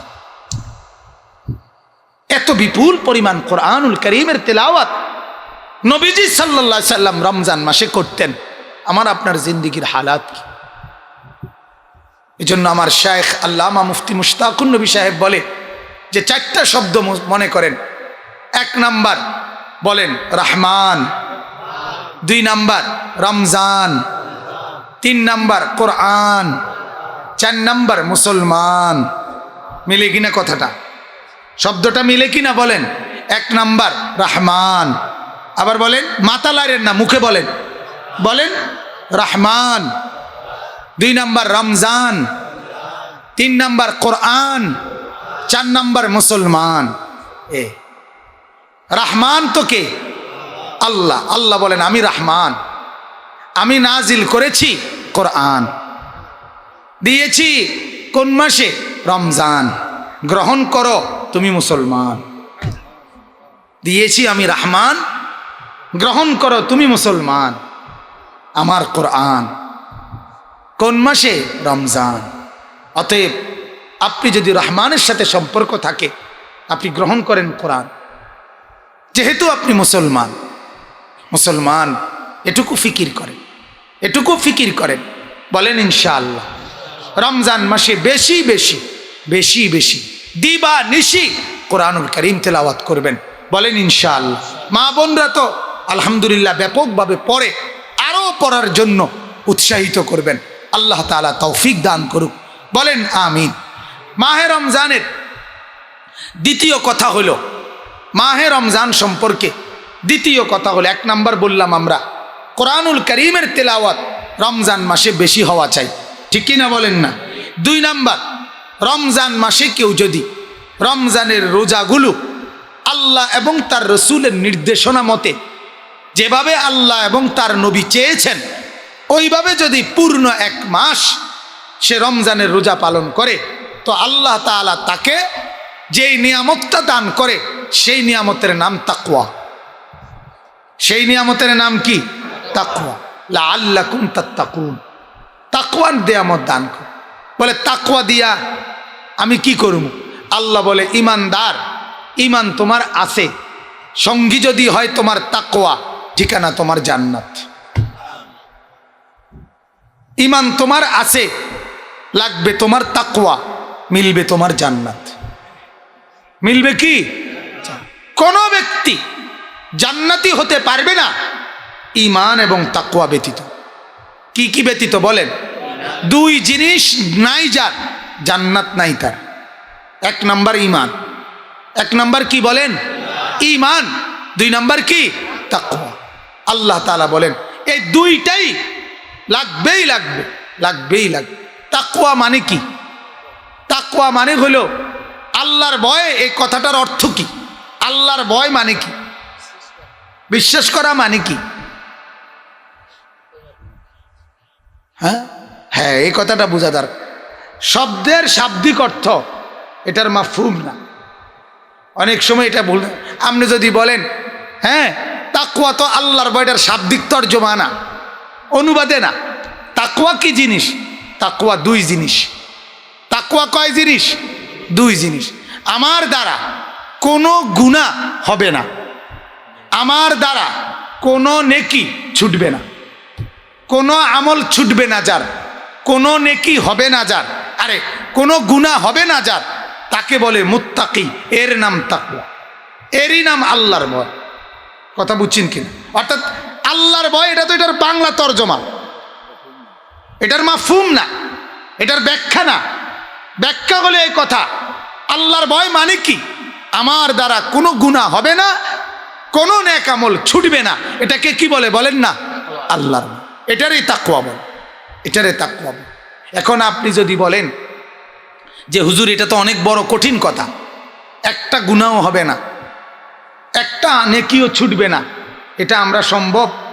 আল্লাহ তাআলা বলেন এটা যেন তোমার মধ্যে অর্জিত হয়, আমি কোরআনুল কারীমে এই অর্জিত হওয়ার জন্য অনেকগুলো, একটা প্রেসক্রিপশানে 4-5টা ওষুধ থাকে, ওই ডান দিক দিয়ে একটু সাইড করে ডাক্তাররা কি লেখে? 3-4টা ওষুধ লেখে না? রোগ কি 4টা? কথা বলেন না কেন? রোগ তো একটাই বলছে, ওষুধ লিখছে কয়টা? 4টা। আল্লাহ পাক রব্বুল আলামিন বলে ঈমান এবং তাকওয়া এই 2টার বিনিময়ে তোমার জান্নাত। তোমার কি? জান্নাত। আর তাকওয়া মানে আল্লাহর ভয়, মানে কোনো গুনাহ হবে না, কোনো আমল ছুটবে না। এখন এটা যদি তোমার মধ্যে অর্জন হতে হয়, আল্লাহ তাআলা বলেন আমি এই কোরআনে কতগুলো ঔষধ বলে দিছি, এই ঔষধগুলো গ্রহণ করিলে তোমার মধ্যে এই যোগ্যতা আসবে, যে যোগ্যতার বলে আর কোনো গুনাহ হবে না, আর কোনো আমল ছুটবে না। এই যেগুলো দিলে যেই যোগ্যতাটা আসে এই তাকওয়ার যোগ্যতা, এর মধ্যে রোজা একটা। ওয়াকুনু মা'আস সাদিকিন, এটা একটা। কথা বুঝছেন কিনা? এটা একটা। ওয়াল তানজুর নাফসুম মা কদ্দামাত লিগাদ, এটা একটা। এটা একটা। অর্থাৎ আল্লাহ তাআলা বলেন রোজা তুমি রাখো, তাহলে শুধু একটা হুকুম পালন হয় এটা না। রোজা শুধু একটা ইবাদত না, বরং এই রোজার এমন শক্তি তোমার কলজায় আনবে, এটা যদি ঠিক মতো আদায় হয় এটাই তোমাকে বাকি 11 মাস গুনাহ করতে আর দিবে না, নেকি আর ছুটতে দিবে না। এর ভিতরে এই অ্যাটম আছে, পাওয়ার আছে, শক্তি আছে। এটা হাই অ্যান্টিবায়োটিক, উচ্চ ক্ষমতা সম্পন্ন ট্যাবলেট। তুমি এটা গ্রহণ করো ঠিক মতো, তাহলে অবশ্যই অবশ্যই তাকওয়া আসবে, জান্নাতের পথ সহজ হবে। বলেন আলহামদুলিল্লাহ। আমার বাপ, এখন এজন্য রোজাকে অবশ্যই, ওই যে আরেকটা বললাম যেটা আগে বলছি, সাদিকিন। আল্লাহ বলছে তাকওয়া অর্জন করতে চাও, কোনো আল্লাহওয়ালার সাহচর্য গ্রহণ করো। আল্লাহ বলছে তাকওয়া অর্জন করতে চাও, তাহলে অবশ্যই আগামী কিয়ামতে আজকে কি পাঠাইছো প্রতিদিন হিসাব করো। আজকে আমার দুনিয়া হইল কদ্দুর, আখেরাত হইল কদ্দুর। বোঝেন নাই কথা? আজকে দুনিয়ার লাভ হইছে 1000, আখেরাতের পুঁজি কদ্দুর। ছুটে গেছে নামাজ 5 ওয়াক্ত, হ্যাঁ, ছুটে গেছে হালাল রোজগার। এই 1000 টাকা মিলাইতে গিয়া মিছা কথা কইছি কমপক্ষে 30টা, ঠিকই না বলেন না? ওজনে কম দিছি, বেচছি 10 কেজি, এর মধ্যে বাট ফারিয়ে করছি 6 কেজি। কথা বুঝছেন কিনা? তাইলে দুনিয়া তো অর্জিত হইল 1000, আখেরাত তো কিছুই হইল। আখেরাত কিছু হইল তো আল্লাহ তাআলা বলেন প্রতিদিন যদি তোমার ভিতরে এই ফিকির আসে, আজকে আমার দুনিয়া হলো কদ্দুর, আখেরাত হইল কদ্দুর, এটা যদি তুমি মিলাইয়া আখেরাতের আমল যে সিদ্ধান্ত নাও, আখেরাতের আমল আমাকে বাড়াইতেই হবে, বাড়াইতেই হবে, বাড়াইতেই হবে, তাইলে অবশ্যই দুইটাকে সমন্বয় করলে আখেরাতের পুঁজিও বাড়বে, দুনিয়ার প্রয়োজনও পূরণ হবে। বলেন আলহামদুলিল্লাহ। আমরা তো এটা বুঝাইতে পারি না, কাউরে বুঝানো সম্ভব হয় না আপনাদেরকে, যে এই কথা তো আমরা স্পষ্ট বলি। হালাল রোজগার করে যারা, তাদের সংসারের সব জরুরত পূরণ হয়, এবং 5 ওয়াক্ত নামাজ পড়ে যারা, দুনিয়ার আরাম আয়েশ সুখ দুঃখ আনন্দ বেদনা সব কিছু সমান তালে ভোগ করে তারা। ঠিক কি না বলেন না? আপনি দেখেন গিয়া মিয়া, যে হারাম রোজগার করে, যে তাদের সবার ঘরে সুখ, মা কথা কয় না, তাদের সবার ঘরে সম্পদের ছড়াছড়ি, তো তাইলে কেন? যত লোক সুদখোর, সবার বিল্ডিং সমান? ঢাকা শহরে যত লোক থাকে প্রত্যেকের ভারী ঘর সুযোগ সুবিধা সমান না। 10 তলার রাজপ্রাসাদেও থাকে, রাস্তার ফুটপাতে, বাস স্টেশনেও তো থাকে, থাকে কি না বলে? তাহলে যে বাস স্টেশনে থাকে, রেল স্টেশনে থাকে, হে ঢাকা থাকে না? তো হেতে ঢাকা থাকে রুমকা। কথা বুঝছেন কিনা বলে? কিরে বেড়া, তুই রাজধানীর থেকে কেমনে রেল স্টেশনে থাকস? রাজধানীতে থেকে তুই কেমনে ফুটপাতে থাকস? আমরা দেবিদ্দার রইলেন না কথা আছে, আমরা সাবের বাজার রইলেন একটা কথা আছিল, রাজধানীর থেকে এই দশাকা তোমার ফয়সালা কোথায়? কথা বলেন না, ফয়সালা কোথায়? আপন 2 ভাই, এক মার পেটের, একজন বিল্ডিংওয়ালা আর একজন কুড়ে ঘর, আছে না? একসাথে সিএনজি ড্রাইভার, 2 জন একই বাড়ির একই পাম্প থেকে গ্যাস নিছে, রাত্রিবেলা 2 জনের বেচা কিনা আরে আয় সমান সমান, মুদি দোকানদারের আয় সমান, চা দোকানদারের আয় সমান, তাহলে এটা বোঝেন না কেন? আরে মেয়ে, এটা বোঝেন না কেন? যত লোক বিদেশ যায় সবার রোজগার কি সমান? এটা বোঝেন না কেন? কেন বোঝেন না মিয়া? কলজা পাথর বানাই লেছেন, হৃদয় শক্ত করে ফেলছেন, আখেরাত ভুলে গেছেন। চোখের সামনে দেখতেছেন কত লোক ইটালিও যায়, কত লোক ইটালি যাইতো গিয়া মাঝখান দিয়া ময়ূরেও চিত্তিয়া থাকে, আছে না এমন? তো তাইলে ইউরোপে গিয়া যাইতে গিয়া সাগরের মধ্যে ডুববা মরছে, এরম অহরহ অহরহ অহরহ অহরহ। আমি সেদিন শরীয়তপুর নড়িয়া এক জায়গায় মাহফিলে গেছিলাম, ওইখানকার মহল্লাবাসী বলতেছে, হুজুর আমাদের এখানকার 8টা ছেলে এই কিছুদিন আগে আপনার ভূমধ্য সাগর পাড়ি দিয়ে ইটালির যাইতে গিয়া ট্রলারের থেকে পড়ে সম্পূর্ণ সাথে সাথে 8টা ছেলে মারা গেছে, যুবক। তাহলে আপনি এটা বোঝেন না কেন যে ফয়সালা কোথায়? উপর। তো উনাকে নারাজ করে সুখ পাবেন কেমন? বাজান বলেন, রাত অনেক হয়ে গেছে বাপ, এবার একটু ভাবেন না বাপ, একটু ভাবেন না, একটু ভাবেন। আমি এই কথাটাই শেষ করতে চাই আপনাদেরকে। কেন এই বুঝটুকু বোঝেন না? রমজান মাসের মতো এত গুরুত্বপূর্ণ মাস আসে, আল্লাহ তাআলা ডাক দেয়, রহমত নিয়ে যাও, মাগফিরাত নিয়ে যাও, নাজাত নিয়ে যাও। আর আপনারা আমরা আমাদের মা মেয়ে স্ত্রী কন্যাদেরকে বাজারে ছেড়ে দেন। লজ্জা করে না মুসলমান? শরম লাগে না? এই বেটা, তুমি কি স্বামী বেটা? তোমার মতো অপদার্থ স্বামী হয় কেমনে বেটা? বউ তোর, বিয়ে করলি তুমি, পাউডার তোমার, ফেয়ার অ্যান্ড লাভলি তোমার, মেকআপ বাক্স তোমার, থ্রি পিস তোমার টাকায় কিনা, সব কিনে তোমার। আর তুমি বেটা অপদার্থ, তোমার এডি দিয়া সাজ্জা রং সায় রাস্তাঘাটের দুশ্চরিত্র খারাইয়া মুতুন্না ফোলাফাইন, এরা ছাড়া আর কি? হ্যাঁ, ছি ছি ছি ছি ছি। আত্মমর্যাদা গায়রতটুকু নাই কেন? কেন নাই মিয়া? এজন্য আমার কথা পরিষ্কার, বেপর্দা যেই মহিলা তার স্বামীর আত্মমর্যাদা নাই। কি নাই? আত্মমর্যাদা, সম্ভ্রম নাই। বেপর্দা নারীর স্বামীর গায়রত নাই, গায়রত, আত্মমর্যাদা, পৌরুষ যেটাকে বলে এটা নাই। জিন্দিগি শুধু হোতার নাম না, আত্মমর্যাদারও নাম। ইজ্জতের সাথে মাথা সোজা রাখা, এটার নাম জীবন। আমার স্ত্রী, আমার বিবাহিত বিবি সারা পৃথিবীর মানুষ দেখবে। এর আগে মরে গেলে কি হয়?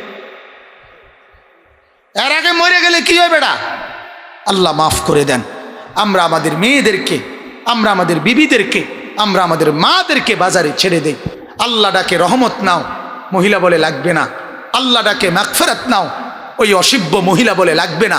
আল্লাহ বলে নাজাত নাও, ওই জানোয়ার মহিলা বেপর্দা বলে লাগবে না। রহমত, মাগফিরাত, নাজাত আমার লাগবে জুতা, আমার লাগবে থ্রি পিস, আমার লাগবে শাড়ি, আমার লাগবে গহনা, আমার লাগবে ওই বেআইন লেগে লুঙ্গি, ওই বেআইনের গিয়া কি আপনার কাপড়, এই 14 গোষ্ঠীর কাপড় চোপড় সব নতুন কালেকশন, ঈদ কালেকশন। কিন্তু বুঝলা আল্লাহর দেওয়া রমজান এত বড় রহমত মাগফিরাতের মাসে আল্লাহকে বৃদ্ধাঙ্গুলি দেখাইয়া বাজারে বাজারে ঘোরে।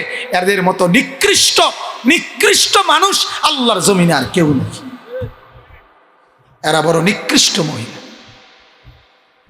বড় নিকৃষ্ট মহিলা। অতএব লাআল্লাকুম তাত্তাকুন, আল্লাহ তাআলা চেয়েছেন বান্দা একটা মাস আমার কথা মানো, একটা মাস আমার কথা মেনে চলো, একটা মাস আমার অধীনে আসো, আমি তোমার জিন্দিগিতে তাকওয়া দেব, সারাটা জীবন সাজায় দেব, তোমারে জান্নাত দিয়ে দেব। আমরা আজ ভুলে গেছি তো ভুলেই গেছি, ভুল না বিভুল গিয়া। আমরা ভুলছি যে ভুলছি, এটাও ভুলছি, মনে নাই যে মনে নাই, এটাও মনে নাই। ছেলের জীবন, মেয়ের জীবন, বিবির জীবন, পারিবারিক জীবন, নিজেদের চেহারা সুরত, আমল আখলাক কিচ্ছুর কোনো পরিবর্তন নাই। সুদখোর সুদে খায়, ঘুষখোর ঘুষেই খায়, ওজনে কম দেয়, ওই গুনার সব আয়োজন চলে। শুধুমাত্র ভাত খায় না দুপুরে, শুধুমাত্র নাস্তা খায় না সকালে। এটার নামই রমজান? বলেন না এতটুকুর নামই রমজান? এতটুকুর জন্যই এত নাকি? এই কদ্দুর শুধু আপনি যে ভাত খাইছেন না, আর খাইছে কম, খাইছে কি?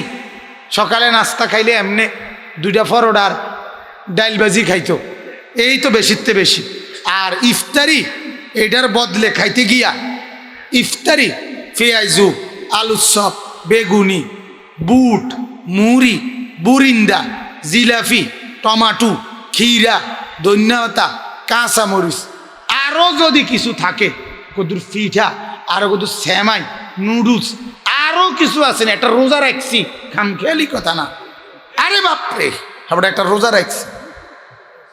আমরা মানে মহিলা যদি কোনোদিন কোনো কারণে ওই মারও তো কদ্দুর, আমার শায়েখ আল্লামা মুফতি মুশতাকুন নবী সাহেব বলে মারও তো কদ্দুর আখেরাত দরকার, বিবিরও তো আখেরাত দরকার, মহিলাটাও তো ইফতারের আগে একটু দোয়া করা দরকার, কান্নাকাটি করা দরকার।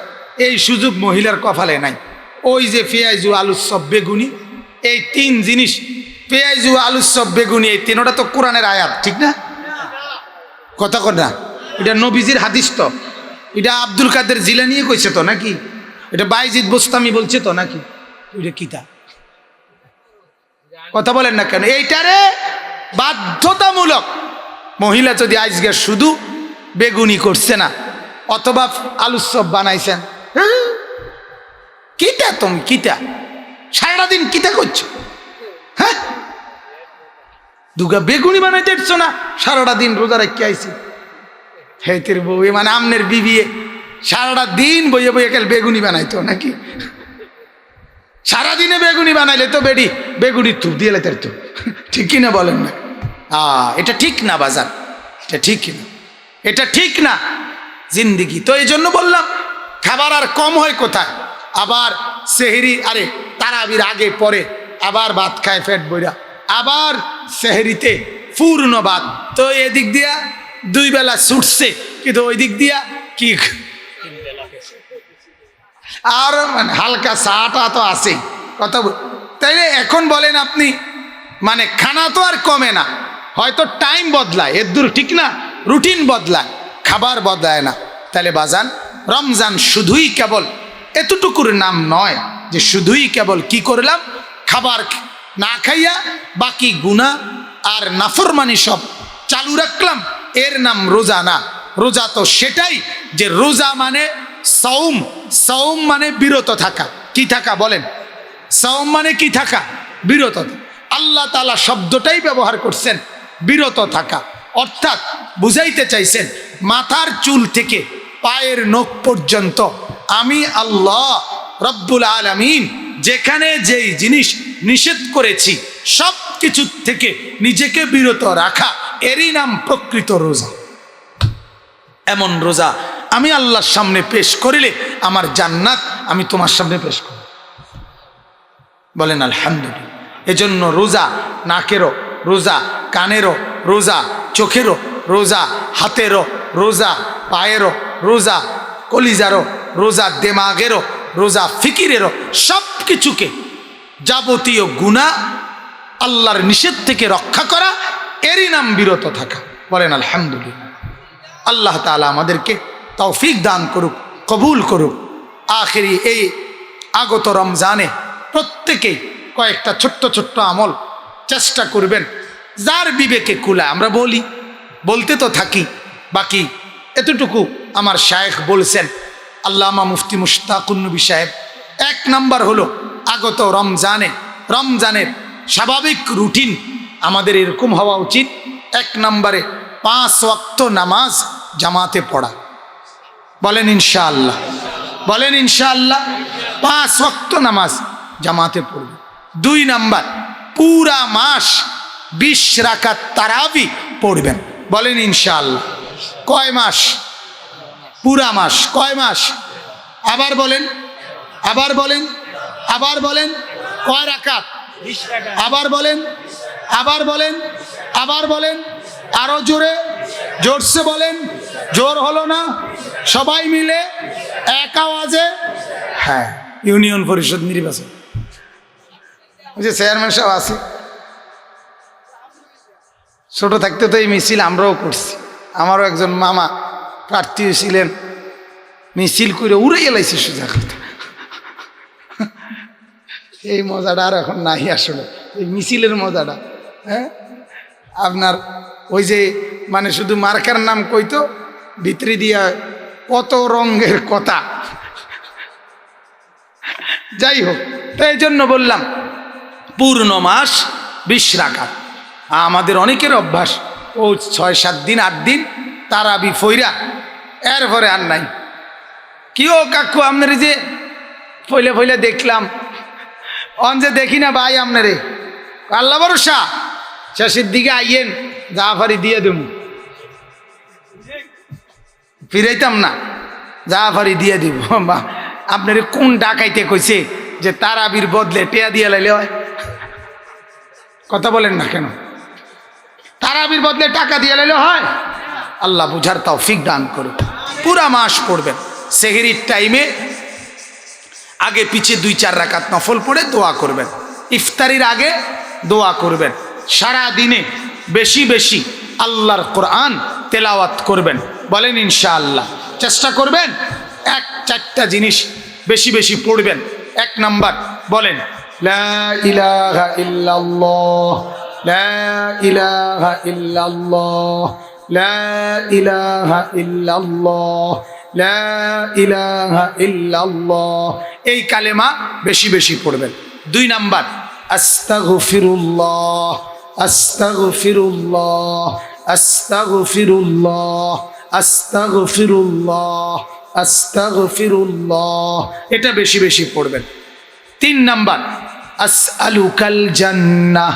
বলেন তো আসআলুকাল জান্নাহ, আসআলুকাল জান্নাহ, আসআলুকাল জান্নাহ।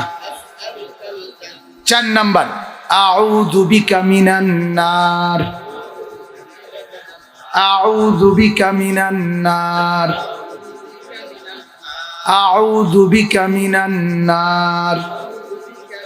এই 4টা লা ইলাহা ইল্লাল্লাহ, আস্তাগফিরুল্লাহ, আসআলুকাল জান্নাহ, আউযু বিকা মিনান নার। লা ইলাহা ইল্লাল্লাহ, আস্তাগফিরুল্লাহ, আসআলুকাল জান্নাহ, আউযু বিকা মিনান নার। এই 4টা জিনিস সারা দিনে রমজান মাসে বেশি বেশি করবেন। আল্লাহ তাআলা আমাদেরকে তৌফিক দান করুক, কবুল করুক।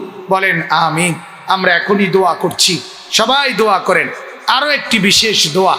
আজ মহান 26শে মার্চ বাংলাদেশের ইতিহাসের অন্যতম গুরুত্বপূর্ণ একটি দিন।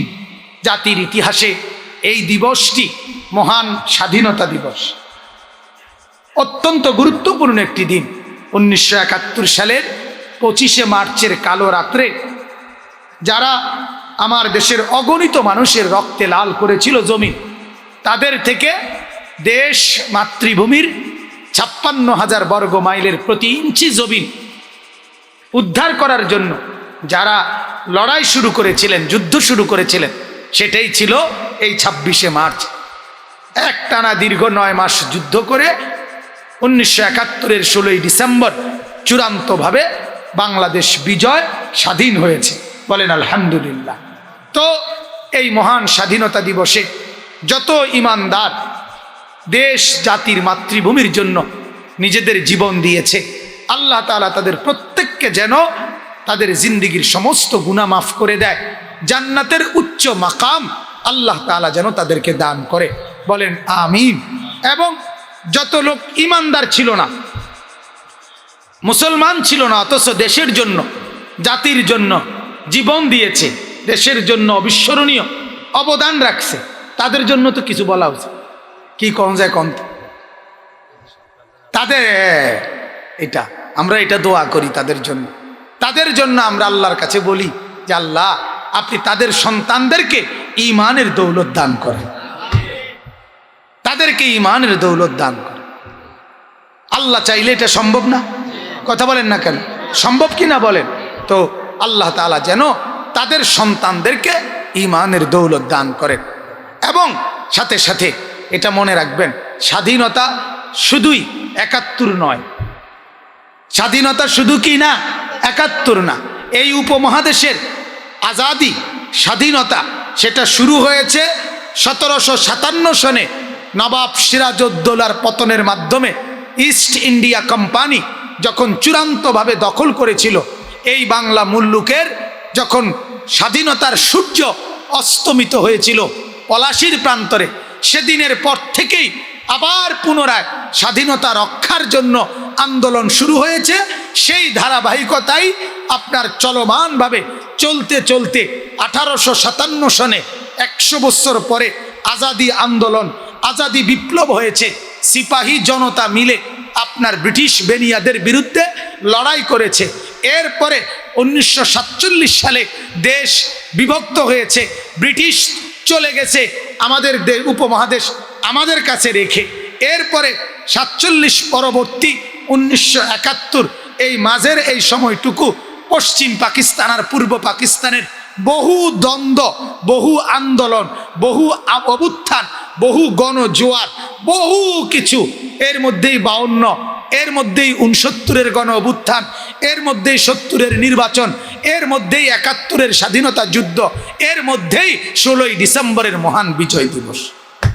আমারে যদি বলতে বলেন আমি পুরাটা ইনশাআল্লাহ ভাঙ্গা ভাঙ্গা বলতে পারি। আমি এই ব্যাপারটা আলহামদুলিল্লাহ খুব ভালোভাবে পড়ছি, বারবার পড়ছি। আখিরি লোকমা সে পেট নিহি ভরতে। মনে আছে আমার একটা মজার কথা মনে হয়েছে জাহিদ ভাই আজকে, সেটা হলো এই বছর 16ই ডিসেম্বর বিজয় দিবসের দিনও আমি দেবিদ্বারেই ছিলাম। মনে আসেনি কোন সে কোথাও? হ্যাঁ, মাশাআল্লাহ, মাসিগারা মাদ্রাসায় বয়ান করছিলাম ওই দিন। আজকে 26শে মার্চ স্বাধীনতা দিবস, আজকেও আপনাদের দেবিদ্বারে, বলেন আলহামদুলিল্লাহ। তো এখানে আমি এই কথাটা বলছিলাম ওই দিনও, যে খাবার যখন কেউ খানা শুরু করে, খাইতেছে খাইতেছে 1 লোকমা 2 লোকমা দিয়া দিয়া একটা পর্যায়ে আইসা বলে আর খাইতাম না, পেট ভরে গেছে, ঠিক কিনা বলেন? তো এই যে ফ্যাট বসছে, যে লোকমাটা খাইয়ার পরে এই লোকমাটা দিয়েই তো ফ্যাট বসছে, ঠিক না? আয় এই লোকমাটা দিয়ে ফ্যাট বসছে, তো এটা তাহলে আগে খাইয়ে লাইলে ভালো ছিল না? কথা বলেন না? যে এই লোকমাটা দিয়া ফ্যাট বসছে, এটা ফয়লা খাইয়ে লাইলে তো আর এতটি বাত নষ্ট হইল না। হইলে কি বুঝা গেছে বলেন? বুঝা গেছে শেষ লোকমা দিয়ে কি ভরে না, পেট ভরে না। এর আগে অনেকগুলো লোকমা বাই সিরিয়াল ভিতরে ঢুকাইতে হয়, এরপরে গিয়া শেষ লোকমাটা পরে তো গিয়া ফিনিশিং হয়, ঠিক কিনা বলেন? এটারে উর্দুতে কয় আখিরি লোকমা সে পেট নিহি ভরতে। শেষ লোকমা দিয়ে কি ভরে না, পেট ভরে না। ঠিক শুধুমাত্র 71 দিয়েই এই উপমহাদেশের আমাদের স্বাধীনতা না, স্বাধীনতার ইতিহাস অনেক প্রাচীন, অনেক প্রাচীন। 1600 খ্রিস্টাব্দে ইস্ট ইন্ডিয়া কোম্পানি এই লন্ডন থেকে ব্যবসার উদ্দেশ্যে আমাদের এই উপমহাদেশে আসছে। সেদিনের পর থেকে বহু নবাবের কাছে বহু রকমের সুবিধা অসুবিধা সুযোগ সুবিধা নিয়ে ধীরে ধীরে ধীরে ধীরে একদিন ব্যবসার দণ্ড, অর্থাৎ ব্যবসার দণ্ড মানে ওই যে পাল্লা, ব্যবসার পাল্লা, সেটা হয়ে গেছে রাজদণ্ড, ক্ষমতার দণ্ড বানায় ফেলছে এটারে। আর ছিল ব্যবসার উদ্দেশ্যে, শেষ পর্যন্ত পুরা উপমহাদেশই তারা দখল করে ফেলছে। এরপরে এই যুদ্ধ চলছে আপনার অসংখ্য অসংখ্য নবাব সিরাজউদ্দৌলার পরে আরো বহু মীর নিসার আলী ওরফে তিতুমির রহমতুল্লাহ আলাই এই উপমহাদেশের আজাদির জন্য লড়াই করেছেন।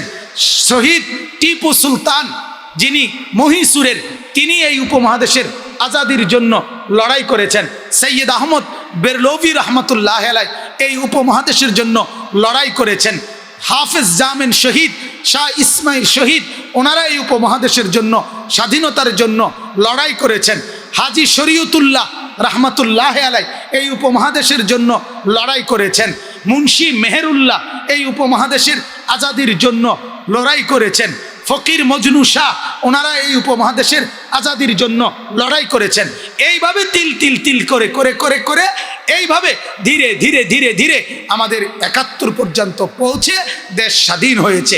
কাজেই মাতৃভূমির প্রতি ইঞ্চি জমিনে একেবারে শুরু থেকে যার যতটুকু অবদান, আমরা শ্রদ্ধার সাথে তাদেরকে স্মরণ করি, তাদের জন্য দোয়া করি। আল্লাহ তাআলা সবাইকে কবুল করেন। আলহামদুলিল্লাহি রাব্বিল আলামিন। আল্লাহ।